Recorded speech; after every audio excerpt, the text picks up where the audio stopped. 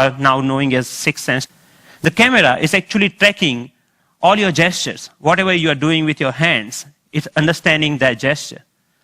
And actually, if you see, there are some color markers that in the beginning version we were using over there. You can start painting on any wall, that you stop by a wall and start painting on that wall.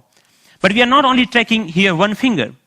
We are giving you the freedom of using both of hands. So you actually can use both of your hands to zoom into or zoom out a map just by pinching operation over here.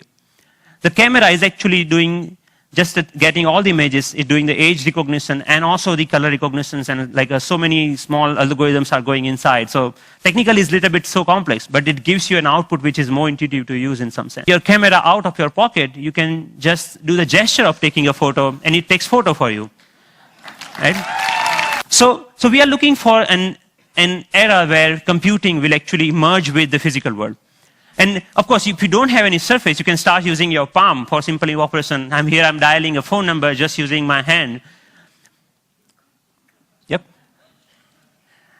The camera is actually not only understanding your hand movements, but interestingly is also able to understand what objects you are holding in your hand.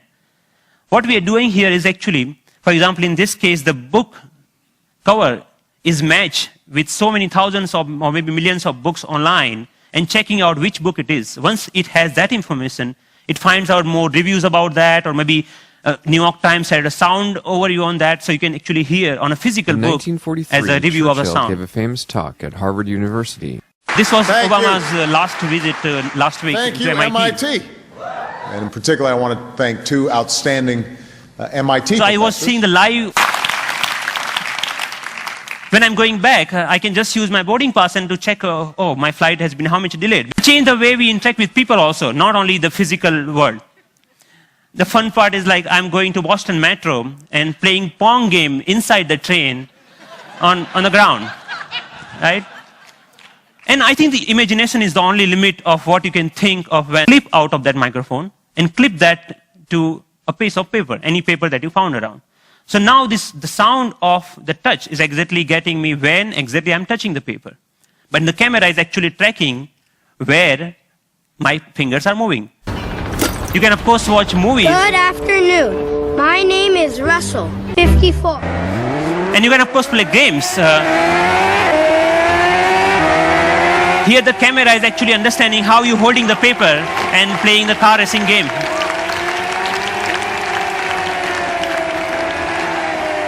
Many of you already must have thought, okay, you can browse. Yeah, of course you can browse to any website. So you can do all sort of computing on a piece of paper wherever you need it.